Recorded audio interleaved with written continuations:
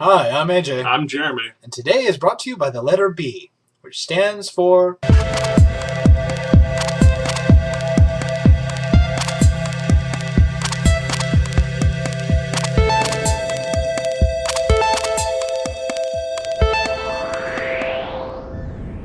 Welcome back to the Extraordinary Times. We appreciate you being here. And our first story of today. Throwback to the Tom and Kate split thing. Well, kind of. The Church of Scientology has reacted to the whole situation. Because they don't like negative publicity. They don't even like publicity.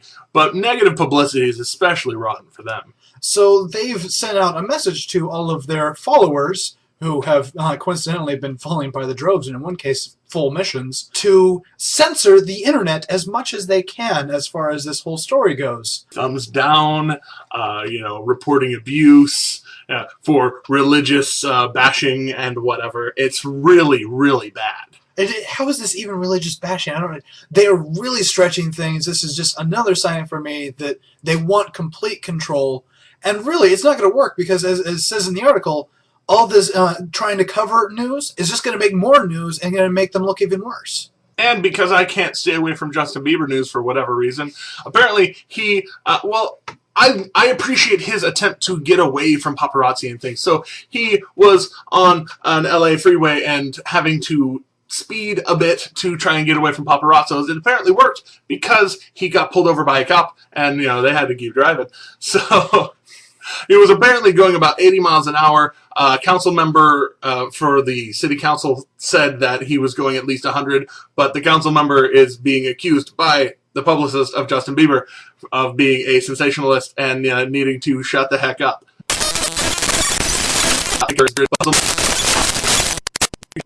Good job.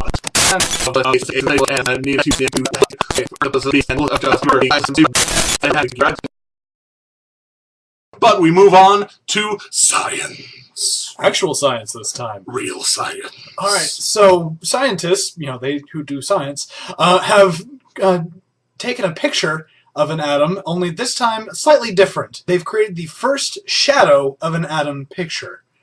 Now, the reason why this is amazing is you can actually get a lot more data out of a shadow of an atom, how much light isn't there and that kind of stuff, than just taking a picture of the atom.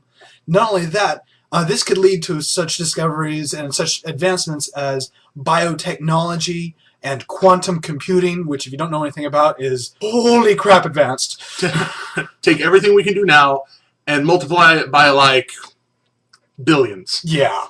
It's ridiculous. How they've done this and stuff is way too deep to get into here. Just know that we have taken a huge step forward. Thank you, Australia. Now, it's been all over the news recently that a lifeguard from Hallandale Beach, Florida, went off of his post and about, a quarter mile off to his side and saved a guy and then got fired for leaving his post, which, as a security officer, we have similar rules. I'm not really one anymore, but they have similar rules where if you leave your post and go and try and stop a crime somewhere where your post is not, you will get in firing amount of trouble. But at the same time, the guy actually saved a guy's life. So the city of Hallandale Beach is deciding to give Tomas Lopez the key to the city. And of course, his old bosses, who've been getting a lot of negative attention from this, are trying to offer him and his 6 friends who stood up for him their jobs back. And all of them are saying, no. Good job. So, free speech news. Free speech. Up in the Twin Cities, there's a gay pride parade that goes along. And every year, there's this guy that tends to hand out Bibles, trying to fight that whatever, I don't Spread care. the word of Jesus. Right. So there was a... Not to make fun of Jesus. Jesus is the man. But moving on. There was a restraining order tried to be pressed against him. He fought it for a while. Then it looked like he was going to actually be held back from the parade and had to have his own little booth to like one street away. But latest news is, at last second, there was an appeal. He won it. So, he has the right to go out there in the middle of a bunch of people who probably really don't want him there to give them things they probably really don't want. Speaking of things you probably really don't want, after 14 years, the Furby by Hasbro has returned. By the way, I would like to point out, happy 2012, everybody.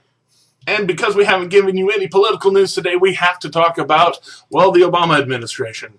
The June jobs report was just released, and it wasn't good. Well, Not going to get into that. As job numbers have not been for 30 straight months. Right, and for the past 30 straight months, the Obama administration has pretty much released the exact same report. Therefore, it is important not to read too much into any one monthly report, and it is informative to consider each report in the context of other data that are becoming available.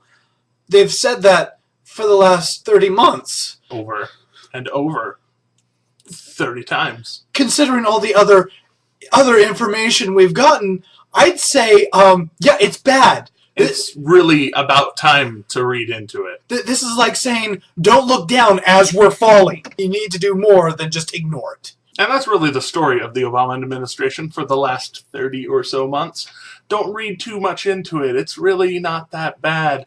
Yes, it is. Yeah, actually, it really is as bad as we think it is. Thank you so much for watching The Extraordinary Times. I'm Jeremy. I'm AJ. This is probably a like button over here. This is probably a add to favorites button over here. You could probably subscribe up there if you haven't already. We would really appreciate it. And share us with your friends, because we really appreciate that too. Please. And until next week, be aware.